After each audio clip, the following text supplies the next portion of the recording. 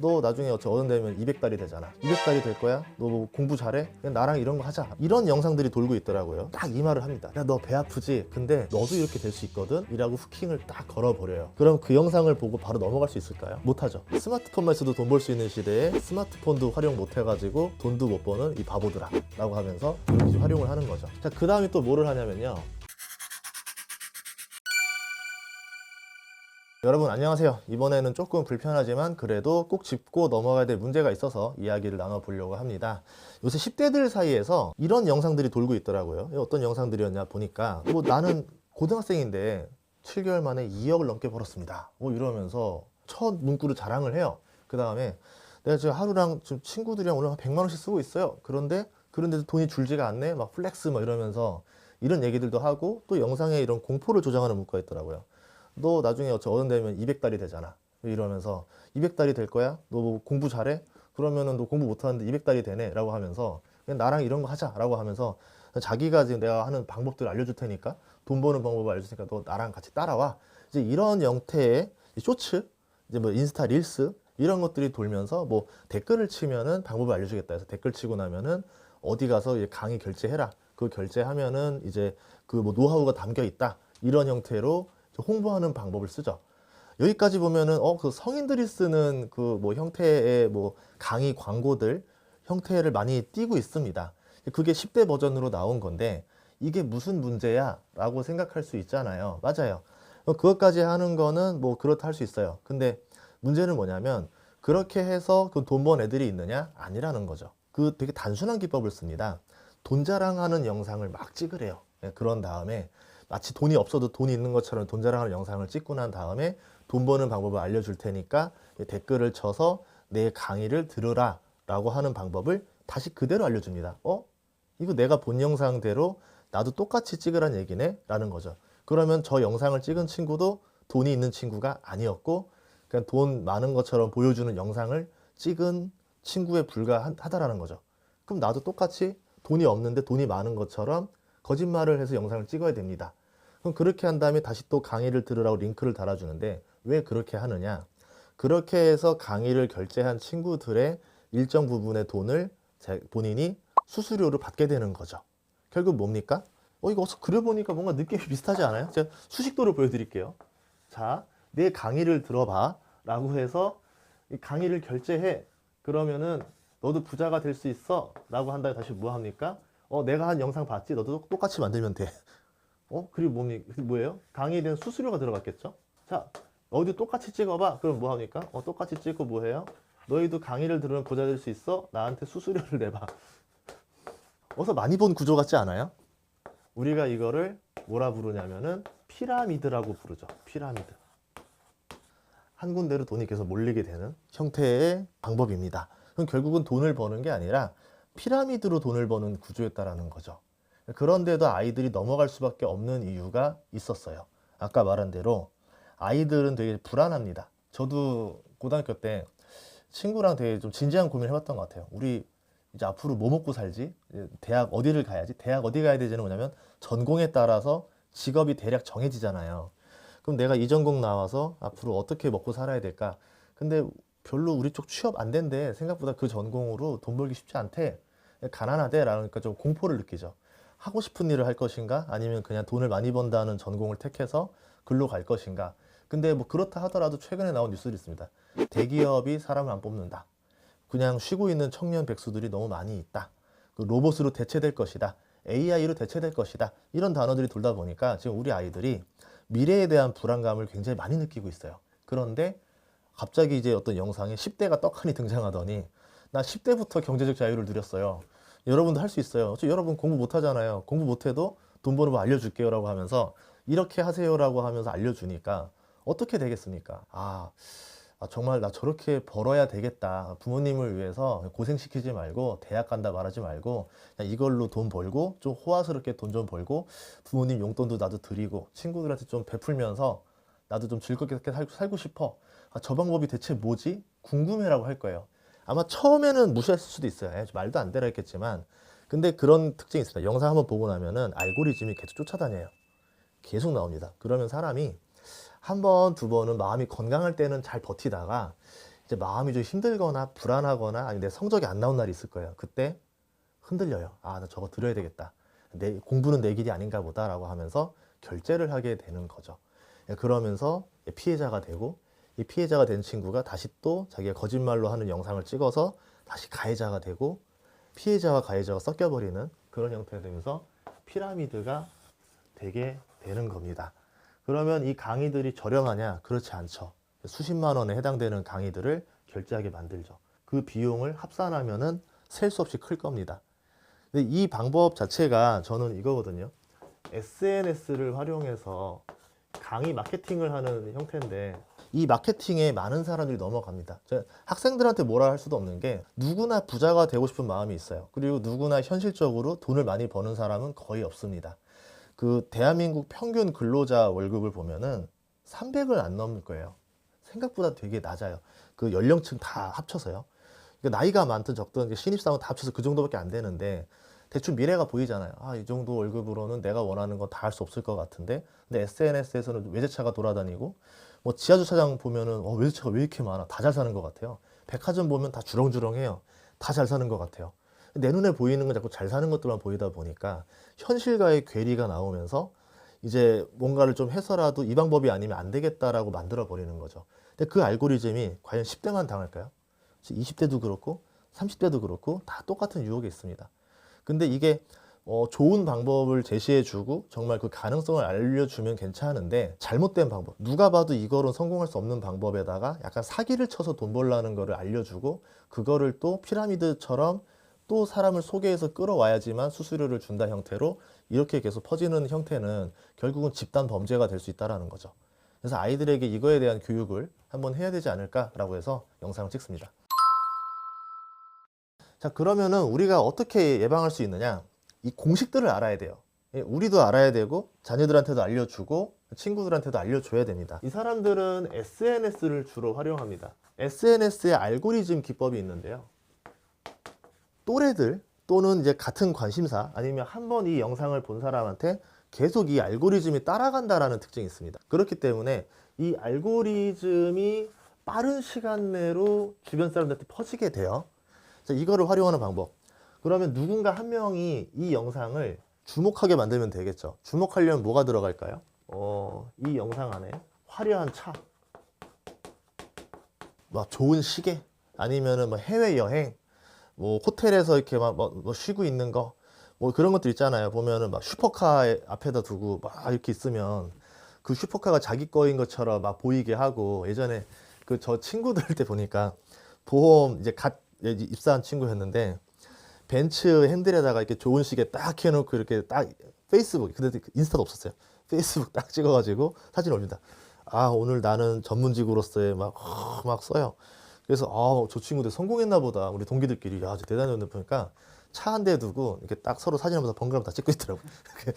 그래서 그러니까 누구 거 한 대 빌려놓고 아니면은 막 이 8명이서 좋은 호텔 하나 빌려가지고 다 이제 번갈아 사진하면서 다 찍는 거예요. 좋은 호텔 사는 거 찍고. 어쩔 수 없어요. 이게 사람들은 그게 옛날부터 전통적으로 나오는 건데 화려하게 사는 거에 대해서 부럽습니다. 배가 아픕니다. 그리고 그 몰래 엿보는 거에 대한 또 그런 게 있잖아요. 그러니까 남이 잘 사는 뭔가 그 화려한 모습에 대해서 뭐 내가 겪어볼 수는 없지만 엿보고 싶어 라고 하면서 부러워. 그리고 이제 보게 되는 그 시각적인 후킹 되게 강하죠. 되게 부럽고 배 아프죠. 근데 딱 이 말을 합니다. 정확하게. 야, 너 배 아프지? 근데 너도 이렇게 될 수 있거든? 이라고 후킹을 딱 걸어버려요. 그럼 그 영상을 보고 바로 넘어갈 수 있을까요? 못하죠. 아, 봐야 되겠다면서 계속 봅니다. 그럼 어떻게 하는 건데, 어떻게 하는 건데 하는데 안 알려줍니다. 댓글 내 써봐. 이제 내가 알려줄게 라고 해요. 그럼 댓글을 칠 수밖에 없죠. 뭔데? 나 좀 알려줘 라고 하면은 이제 그때 그 댓글을 통해서 알려주죠. 나 이런 강의 보고 돈을 벌었어. 그래서 이 강의 보면은 돈 버는 법이 다 나와 있으니까 너가 이 중에서 골라서 결제해서 벌면 돼. 여기까지? 그래. 뭐 정크 강의일 수도 있지만 어쨌든 결제해서 보게 될 수밖에 없겠죠.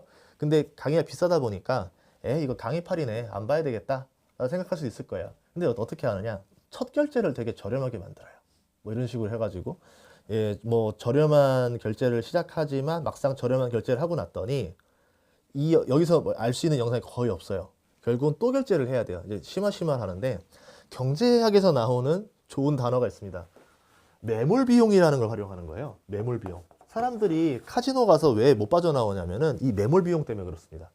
예를 들어서 내가 카지노에서 1,000원을 잃었어요. 아니 뭐 1,000원 잃었다 치고 가자 라고도 할 수 있겠죠. 근데 사람 심리상 그거죠. 야, 1,000원 한 번만 더 해가지고 그래도 나 본전은 따고 가야 되겠어. 손해보긴 싫어라고 하면서 1,000원을 더 넣어요. 2,000원 되면은 또 놓고 또 놓다 보니까 나중에 어떻게 됩니까? 이제 한 1억을 잃었네. 1억을 따려면 어떻게 해야 되지? 집 한 채 팔아서 들어가야 되겠네? 이렇게 팔잖아요. 자, 그러면 결제를 하다 보니까 왠지 여기서 내가 본전을 뽑아야 되겠다는 생각에 계속 추가 결제를 할 수밖에 없습니다. 그래서 사기에서 보면은 사기꾼한테 당했는데 그 사기꾼을 잡은 다음에 또 뭐 하는 줄 아세요? 그 사기꾼한테 돈을 또 빌려줘요. 왜냐면 어차피 사기꾼한테 이 돈을 못 돌려받는 상황인 거 아니까 이 사람을 믿어보자라면서 돈을 또 빌려주고 더 피해가 커지는 경우도 허다합니다. 이런 형태가 되는 거죠. 자, 그 다음에 또 뭐를 하냐면요. 어쨌든 이 강의를 들었더니 정크예요. 뭐 들어보니까 별거 없어요.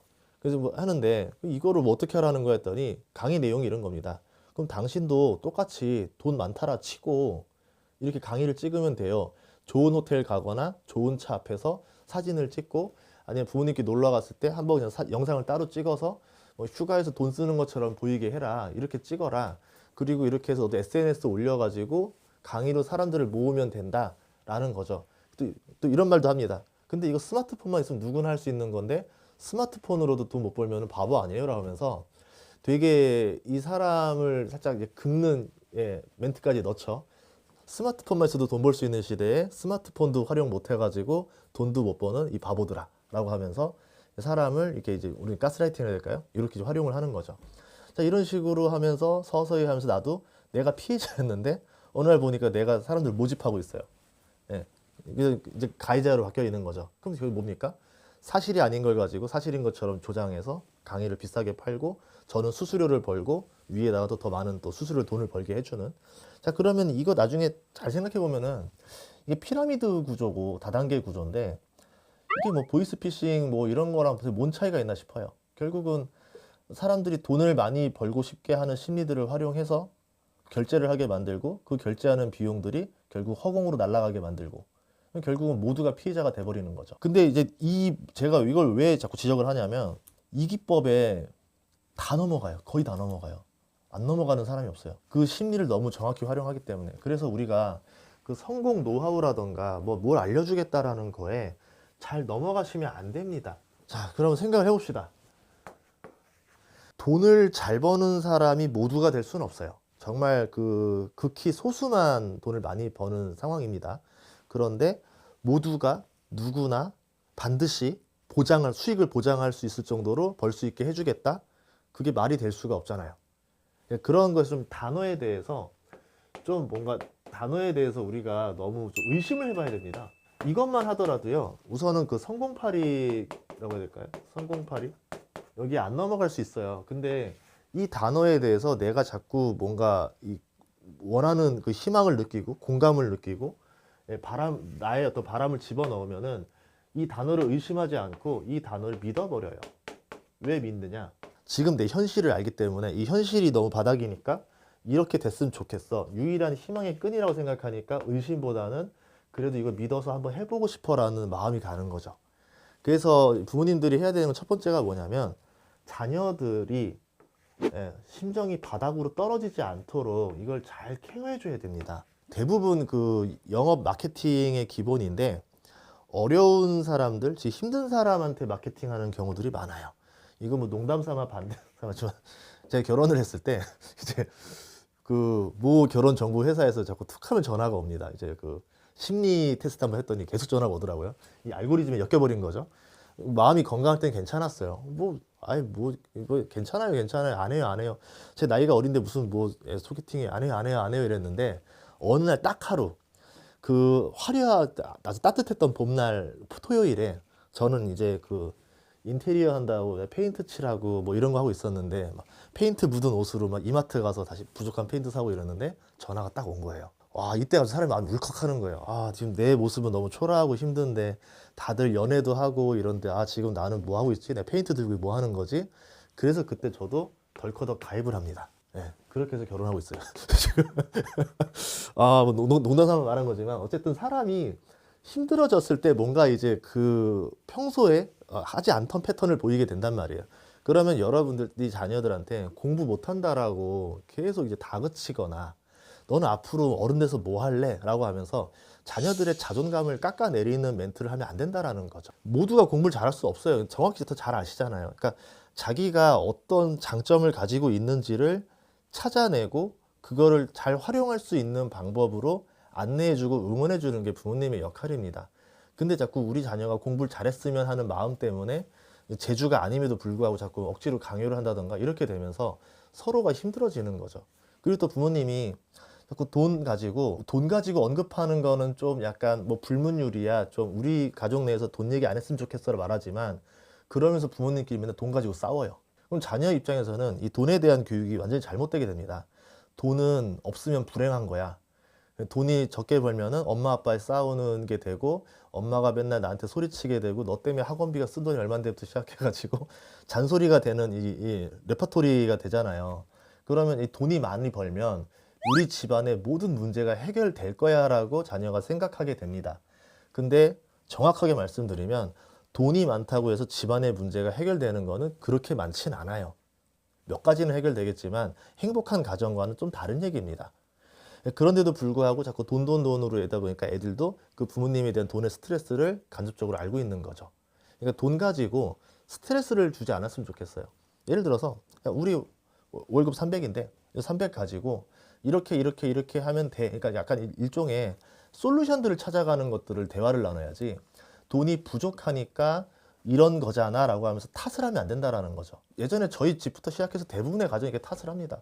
탓을 안 했으면 좋겠다라는 거예요. 공부 잘해서 공무원 되고 나면은 첫 월급이 200밖에 안 된다는데요. 이거 어떻게 해요? 200 갖고 어떻게 먹고 살아요? 라고 하면서 이제 그 애들끼리 하는 말이 200달이라고 그러잖아요. 그 맞는 말이죠. 이거 200 갖고 참 살기 쉽지 않을 수도 있죠. 근데 제가 그 200달이 출신입니다.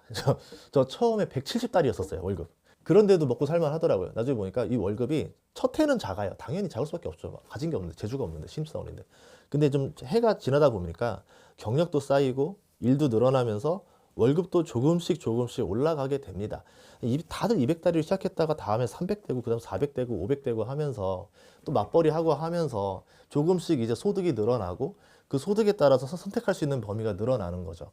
그러면 제 생각은 뭐냐면 이 노동이라는 것 자체를 단순히 돈을 버는 행위가 아니라 이걸 가지고 내가 사회적인 일도 하고 소득도 벌고 뭔가 이 자체를 즐기는 활동을 하면서 계속 이 노동을 통해서 이 돈을 벌고 생활하는 그 자체가 라이프가 돼야 되는데 자꾸 돈은 돈이고 라이프는 라이프야 따로 생각하다 보니까 돈은 고통스러운 거고 어떻게 해서든 막 벌어와야 되는 거고 라이프는 나를 위해 즐겨야 되는 거고 따로따로 생각 안 했으면 좋겠다는 거죠. 이렇게 되다 보니까 아이들도 가치관에 혼동이 오는 거죠. 그러니까 부모님들이 맨날 이럽니다. 아, 일 힘들어 죽겠어. 때려쳐야지. 못해 먹겠어. 아, 너무 짜증나. 일 가기 싫어. 이렇게 말하면 애들 입장에서는 아, 직장이라는 건 되게 고통스러운 곳이구나. 일은 너무 하기 싫은 건데 억지로 해야 되는 거구나 라는 거를 잘못 알고 있잖아요. 이런 개념들을 좀 가치관부터 올바르게 정립해 주는 게 집안에서 해줄 수 있는 첫 번째 일이다. 이것만 잘 돼도 아이들이 자존감이 건강해지기 때문에 우선은 저기에 안 넘어갈 확률이 훨씬 더 올라갑니다. 두 번째는 이제 교육을 해주는 거예요. 이거는 약간 국어 수업에 가까울 수도 있습니다. 뭐냐면요. 잘 생각을 해보자 이렇게 하는 거예요. 뭐냐면 얘들아 고수익이라는 게 가능한 걸까? 라고 한번 이야기를 해보세요. 단기간에 고수익을 내려면요. 엄청난 위험성을 동반해야 됩니다. 자, 그럼 생각해 봅시다. 모두가 100%로 단기간에 월 1,000만 원을 벌 수 있는 돈벌이 수단이 있다면 다 그걸 하겠죠. 말이 안 되지 않아요? 다 뭐 이렇게 하겠어요. 그럼 다 뭐냐면 아까 그 SNS 강의대로 하자면 다 사기꾼 되면 돼요. 그럼 다 고수익이에요. 서로 사기치고 돌아가면 되니까. 그쵸? 이상하잖아요. 그런 건 없다라는 걸 알려줘야 되겠죠. 그래서 그 국어 언어 영역 시험에서 그런 게 있습니다. 절대적으로 뭐 무조건 반드시가 들어가면은 오답에 해당됩니다. 그래서 답을 모를 때 그 단어만 딱 찍어도 답이 나오거든요. 그런 것처럼 그 말도 안 되는 단어들, 단기간, 그리고 보장 뭐 있습니다. 이런 것들 아니면 뭐 땡땡땡 만원. 얘들아 이런 단어 나오면 다 오답이니까 우선은 엄마한테 신고해. 예, 이렇게 하면 돼요. 그리고 나서 이거 같이 한번 분석해 보자. 내가 한번 알아봐 볼게. 이렇게 말하면 돼요. 그리고 아이들이 그런데 엄마들한테 말 못하는 가장 큰 이유가 뭐냐면은 괜히 말했다가 혼날까봐. 에이 너 바보같이 이런 걸 너 이런 것도 믿어? 막 이러면서 이렇게 막 애들을 이제 까잖아요. 그렇게 말하지 말고 이런 단어들이 있으면은 대부분 사기거나 거짓인데 혹시 모르니까 엄마한테 보내주면 엄마가 조금 더 검토해보고 조사해볼게. 그래서 한번 알아봐 줄게 라고 하면은 아이들 입장에서는 그래, 내 선에서는 좀 긴가민가 한데 엄마가 좀 봐줘서 더 알아봐 주면 좋겠다 생각할 거 아닙니까? 그렇게 해서 애들이 지금 가지고 있거나 지금 유혹당하고 있는 게 뭔지를 계속 나한테 들어올 수 있도록 만들어줘야 됩니다. 그렇게 하려면은 아이들과의 유대감이 있어야 돼요. 부모님은 나를 다그치는 존재가 아니라 내가 지금 좀 해결 못하는 솔루션들을 같이 도와주는 사람이야라는 인식을 해야 계속 이거를 공유하려고 하겠죠. 연애도 마찬가지. 애들 보면은 막 그 이성 친구 사귀고 하면 엄마한테 혼날 것 같으니까 말도 못 하다가 좀 이제 좀 나쁜 이성 친구 만나거나 이럴 수도 있단 말이에요. 근데 부모님한테 좀 공유하고 막 또 칭찬해주고 뭐 그럴 수도 있지라서 응원해주고 하다 보면은 그 엄마가 보이는 그 틀 안에서 돌기 때문에 더 건강하게 이렇게 좀 있을 수가 있습니다. 그래서 그런 것들을 좀 하는 그 뭐 아이들을 좀 다그치는 그 습관을 좀 버렸으면 좋겠어요. 이렇게 해서 결론은 뭐냐면은 사전에 좀 룰을 정해야 된다. 뭐 이런 단어들은 의심해야 된다. 이런 경우로 접근해 오거나 갑자기 결제를 하라라고 유도를 한다면은 그때는 무조건 먼저 멈추고 부모님과 함께 상의를 한다. 이렇게 정해 주시는 게 좋습니다. 그리고 세 번째는 정상적인 부자는 어떻게 되는가를 한번 알아볼 필요가 있을 것 같아요. 만약에라도 그거에 대해서 나는 그런 과정이 없었는데 라고 생각하면요, 그 도서 중에 세븐이라는 도서가 있습니다. 그 책을 자녀한테 한번 읽게 해주세요. 제 책입니다. 제 책이에요. 아주 뭐 극단적인 가난한 상황에서 아까 말한 170다리로 다시 시작을 해서 어떻게 이제 벌어온 과정들이었는데, 저는 이제 그 성공파리를 좀 안 좋아했었어요. 왜냐하면 돈을 쉽게 버는 게 말이 되나라는 또 생각을 했었고, 내가 직접 땀을 흘리고 돈을 벌어서 모아서 차곡차곡 늘려가는 과정이 누구나 할 수 있는 방법이라고 생각을 한 거죠. 단기간에 누구나 고수익 누릴 수는 없어요. 근데 남들이 하기 싫어하는 일, 남들이 힘들어하는 일, 남들보다 좀 더 부지런하게 한 박자 더 뛰고 하는 일들, 그런 것들은 의지만 있으면 누구나 할 수 있고, 그렇게 해서 누구나 좀 돈을 더 벌 수 있습니다. 이런 것들을 좀 알려주고 싶었었거든요. 그래서 한번 그런 거를 알려주셔도 좋을 것 같고, 아이들이 이제 예를 들어서 어떤 일을 하고 싶어 하는지 좀 알아보신 다음에 어떤 직업을 하고 싶어요라고 하면은 대략적으로 그 직업에 대한 예상 수익이 있잖아요. 그럼 그것들 한번 보여주세요. 근데 이런 직업을 가지려면 어떠한 노력과 이런 것들이 있어야 되고, 그 다음에 이 정도의 돈을 벌고 그렇게 해서 나오고 나면은 어느 정도를 생활비로 쓰게 되고 한 달에 얼마 정도 저축이 가능한데, 그 부족한 거에 대해서는 착실하게 돈을 모으는 방법, 아니면은 안정적인 곳에 투자를 해서 적립식으로 투자해서 돈을 좀 불려나가는 방법, 여러 가지들이 있어 라고 설명을 해줘야 되겠죠. 그리고 대한민국 평균에 대해서 꼭 알려줘야 돼요. 아이들이 너무 잘못 알고 있는 게 평균 소득에 대해서 너무 잘못 알고 있습니다. 그러니까 한 달에 500만 원 버는 게 신입사원 평균인 줄 알고 있어요. 잘못된 거죠. 500 버는 사람이 1% 될까요? 대기업 입사하는 경우 빼고는 거의 없을 겁니다. 그러면 대기업 입사하면 정답이냐? 그것도 아닌 게 수명이 너무 짧아요. 한 15년 일하고 그만두는 경우도 막 허다한데, 그러면 고소득이라 한들 평생 생애 주기로 보면은 그 금액이 전체적으로 크지 않다라는 거죠. 그래서 자녀들한테 이 평생 생애 주기에 버는 돈이 얼마 정도 되고 어느 정도 쓰니까 얼마 정도 남고, 제가 예전에 재무설계 강사했었습니다. 계산을 다 해봤는데요, 가능하더라고요. 재테크 없이도 가능함이 나오더라고요. 어떻게 하냐에 따라서. 물론 이제 서울에 누구나 갖고 싶은 좋은 집 살고 싶겠죠. 근데 그런 거를 제외한다라고 하면은 부부끼리 차곡차곡 돈 모아서 잘만 저축하고 나면은 어느 정도 연금처럼 활용도 되고, 그 생애 주기에서 돈 쓰고 내 집 마련도 적당히 가능한 이런 시나리오들이 나옵니다. 그걸 이제 대부분 안 믿거든요. 우선 부모님들도 그런 걸 안 믿어요. 그게 말이 되냐고 하는데, 한번 계산해 보세요. 내가 이상한 데 돈이 많이 쓰고 있기 때문에 그게 불가능했던 거지, 막상 줄이고 계획하면은 충분히 가능은 합니다. 그럼 거기에 부족분들은 적당한 투자를 해가지고 뭐 배당 성장주든 뭐 지수 투자를 한다든가 해서 조금씩 더 늘려나가면은 더 풍족한 삶을 누릴 수도 있는 거고요. 그래서 제가 예전에 2019년에 강의하러 다닐 때 뭐 했냐면, 재테크하지 말라 했었어요. 그러니까 그 주식하지 말라 했었어요. 오히려 주식하지 않고도 충분히 다 가능하더라. 물론 이제 2021년 이후부터는 집값이 많이 올라가지고 이제 그거는 조금 시나리오가 어려워지긴 했지만 그래도 적당한 재테크 수준 정도만 하더라도 충분히 가능한데 너무 단기간에 돈을 벌고 싶어. 그리고 이제 제가 제일 싫어하는 단어 중에 하나가 파이어족. 파이어족입니다. 파이어족이라는 단어 자체가 뭐냐면은 어린 나이에 빨리 돈 다 벌어가지고 평생 모을 돈 다 벌어서 나는 이제 쓰기만 하고 살 거야 라는 건데 파이어족이었던 사람 인터뷰를 많이 해봤잖아요. 딱 1년 살면 충분합니다. 1년 뒤부터는 다 돌아와요. 왜냐하면 여러 가지 이유인데 뭐로 파이어 했을까요? 이 친구들 투자 아니면 뭐 이런 강의 뭐 SNS로 하는 거 이런 걸로 벌었겠죠. 그래서 여행 다니면서 돈 번다고 했겠죠. 근데 이게 과연 지속될 수 있을까요?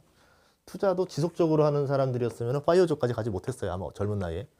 그러니까 뭐 한 번 벌고 잃었겠죠. 강의도 처음에 돈 좀 되는 줄 알았는데 다시 잃었겠죠. 안 되네. 다시 직장 찾으러 가야 되겠다. 다시 직장으로 복귀합니다. 제가 본 대부분의 사례가 이런 거였었어요. 그리고 아니면 돈이 많다 보니까 다시 시간이 지나서 보니까 일이 너무 하고 싶대요. 돈은 많은데 명함이 없어요. 명함에 쓸 말이 없어요.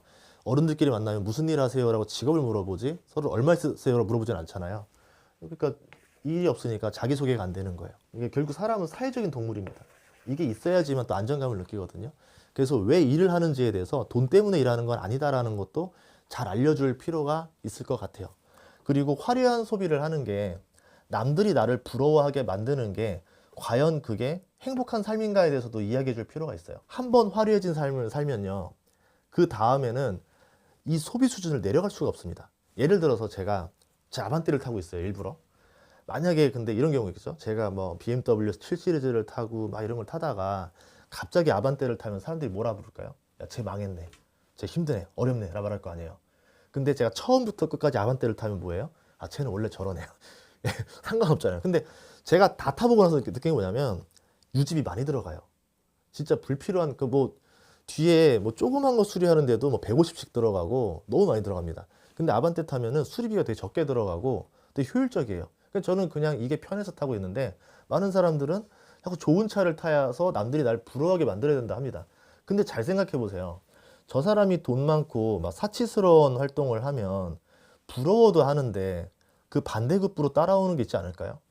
질투를 반드시 합니다. 질투를 하고 질투하는 사람이 다수가 된 다음에는 뭐 하냐면 저 친구를 언젠가 저격을 하겠다고 마음의 준비를 하고 있습니다. 저 친구가 뭔가 실수만 해봐라. 내가 저 친구 끌어내리고 만다. 라는 게 그 군중 심리예요. 그래서 연예인들이라던가 유명인들이라든가 인플루언서들 보면은 처음에 화려하게 잘 사는 것처럼 보이다가도 어떤 실수 하나로 인해서 나락을 가는 경우가 되게 많이 있습니다. 그것들에 대해서 몇 가지 사례들을 같이 한번 공유해 주시면은 아, 이게 꼭 뭔가 돈 많고 자랑하는 게 좋은 모습은 아니겠구나 라고 느낄 거예요. 살아보니까 돈 많은 척 하는 게 오히려 더 자기에게 불필요한 비용은 더 들어가고 사람 뭐 지인들한테 질투받고 돈 빌려달라는 소리밖에 못 듣습니다. 근데 돈이 많아도 평범하게 살면은 그런 불필요함을 막을 수가 있잖아요. 그래서 저는 뭐냐면 돈이 많이 벌고 파이어족 되는 것도 좋아. 근데 그렇게 버는 거를 SNS로 알리는 건 좋지 않아라고 말하고 싶어요. 그냥 많이 벌고 조용히 혼자 써. 그리고 조용히 혼자들 가족들 조용히 챙겨줘. 이게 제일 좋은 모습이지. 남들에게 자랑해서 막 부러워하게 만든다? 그거는 잘못된 부의 관점이 아닌가라고 생각이 듭니다. 그래서 말씀드리고 싶은 거는 돈에 대해서 우리가 올바르게 이해를 해야 돼요. 부모님도 같이 돈에 대해서 올바르게 알고 자녀에게도 돈에 대해서 올바른 관념을 심어줘야지만 잘못되는 경우가 없습니다. 근데 둘 중에 하나만 잘못돼도 가정에서 올바른 경제 교육이 되지가 않아요. 그래서 여러분들도 나 스스로를 먼저 반성하고 그 다음에 우리 자녀에게도 올바른 교육을 알려줘야겠다. 이 두 가지를 기억하시면은 이런 사건들을 예방할 수 있을 겁니다.